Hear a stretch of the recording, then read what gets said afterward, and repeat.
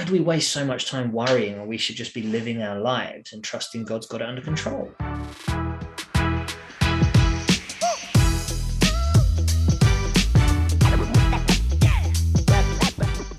Welcome to the Bible in 1 Year podcast, brought to you by two Brits and aBible.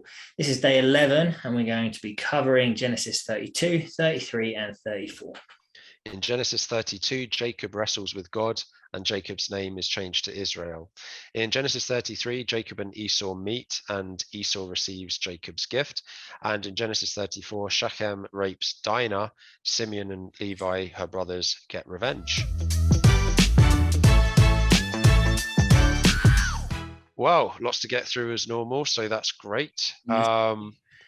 We start with, there's a lot of family feuding in this one, isn't there, really? And a lot of, so it's the Bible in a nutshell, yeah. Kickstart with Genesis 32:8. He thought, if Esau comes and attacks one group, the group that is left may escape. This is Jacob talking, obviously. Yeah. And it's Jacob now going back and realizing he's got to face the music. He's deceived his brother. He's stolen his brother's blessing. And now he's going to face the consequences, whatever they happen to be. Yeah, for sure.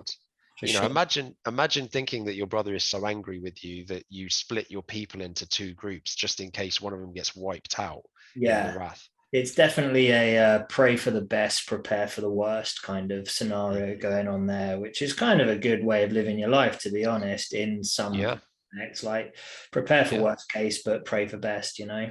And we'll come back to that theme of giving it over to God and praying, and clearly that's what Jacob does. He says, save me, I pray, from the hand of my brother, Genesis 32:11, right?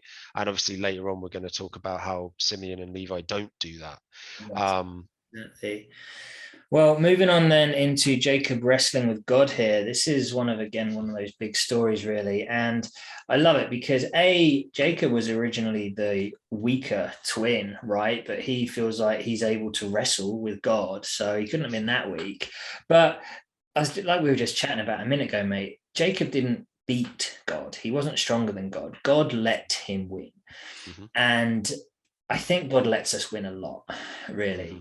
I mean, I can relate it to like when I'm wrestling with my boy, I let him push me over, not because he's stronger than me, but just because it gives him that sense of accomplishment and pride. And I remember actually, I used to believe wholeheartedly that I was faster than my dad, that I was quicker than my dad, because I used to beat him running up and down the garden when I was a kid.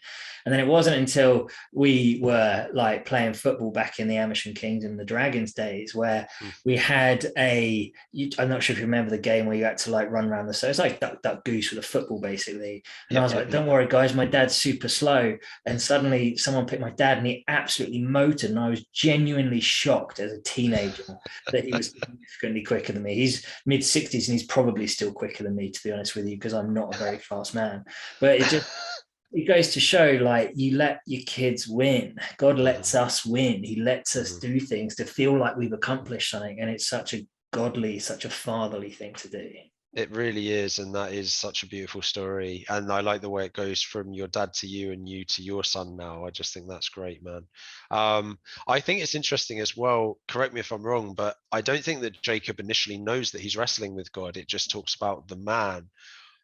Now that to me is really even more bizarre, though. It adds a question of like, why is he now just wrestling with a man on a mountain? Like, but then in fairness, we talked about this the other day on the phone, right? Like, I used to wrestle with all of my mates, pretty much all of my mates other than you. I think I had a good rough and tumble with almost all of them, and I that's why I love it. It like relates to my experiences a bit, because I used to love wrestling with my friends and just mucking around and like pinning each other and playing. I love the idea that God is a personal God, and that they have this physical interaction, this almost playful kind of thing, right? It's just so cool. For sure. And it's one of my favorite things about Judaism. They talk about Judaism is about wrestling with God, and obviously it's talking about this. And I think that's a deeper significance as well, because sometimes things happen and you metaphorically wrestle with God. You're like, why is this the way it is, right? And ultimately we have faith that he sees it in a way that we could never see it. But you do a little bit in your mind sometimes wrestle with some of these things. True, very true. And I just love that. Yeah, and the fact that he he wrestled until he got an answer. And I think that is something which is massive for us in our prayer life. We can often pray for something and then feel like, it ain't happening, but we need to persevere. We need to push through. We need to pray until we get an answer. We need to kind of be stubborn. That. Well, that's what Jesus calls us to do. Even I don't know the verse, but he says to pray with impunity, which basically means like pray almost like hassling. Like that's how much you're supposed to pray. Obviously, so Jacob then gets to meet Esau, and you can only imagine he's done all this preparing, like we just said. How worried must he have been when actually how much of that time was wasted in worrying instead of just going about your life and living it. He was so worried. Whereas, Esau probably assumed Jacob was dead by now. We don't know. He was going on about living his life, has become wealthy, as we know. And just why do we waste so much time worrying when we should just be living our lives and trusting God's got it under control? That's great advice. It really is. And it is awesome as well that there's this sort of all these gifts that Jacob has lined up for Esau from all of the blessings that Jacob has. And then Esau just says, I already have plenty, my brother, keep what you have for yourself. Genesis 33:9. I love that. I love that there's just this, it's another English literature term, I'm sorry, but this catharsis in the relationship, the fact there's this conflict, it's unresolved, and now there's this relief from the tension. And it just speaks volumes about Esau as well. He has every right in one sense to want to take what Jacob has, because it was technically his blessing originally, right?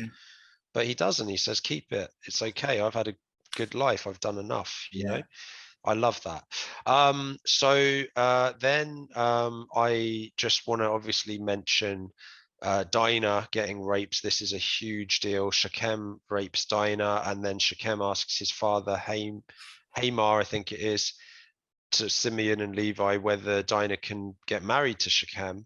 And that's the elaborate plot, right? Simeon and Levi are like, yeah, sure, but you'll all have to get circumcised first. And I think you have a story about circumcision. I mean, it's such a proper harsh way of going about it, really, because but before that you make them suffer of their own accord. And when I was in Uganda, a buddy of mine, I don't know the reasons why, but he got circumcised as an adult, and I'll tell you what, he was not in a good way for several days afterwards. So I can see how two guys with a sword just wandered in and put everyone else to the sword just because they've been circumcised, because it doesn't look pretty.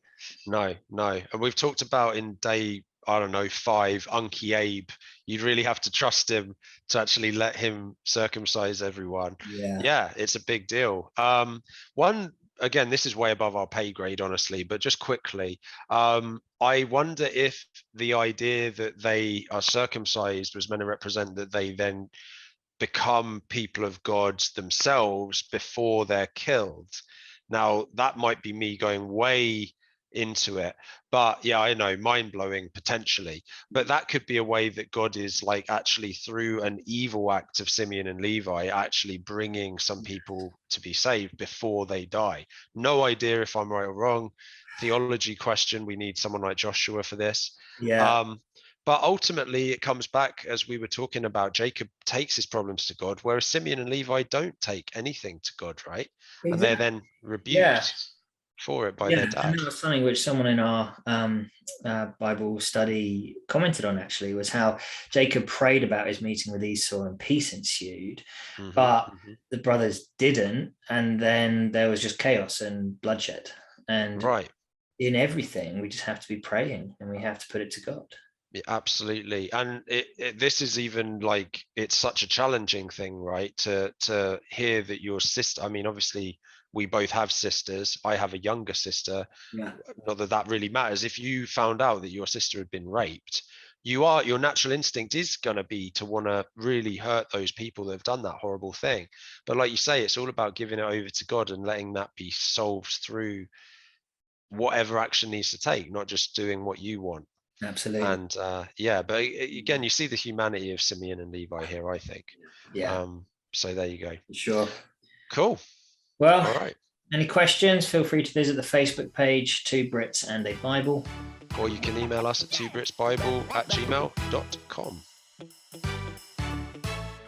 Sweet.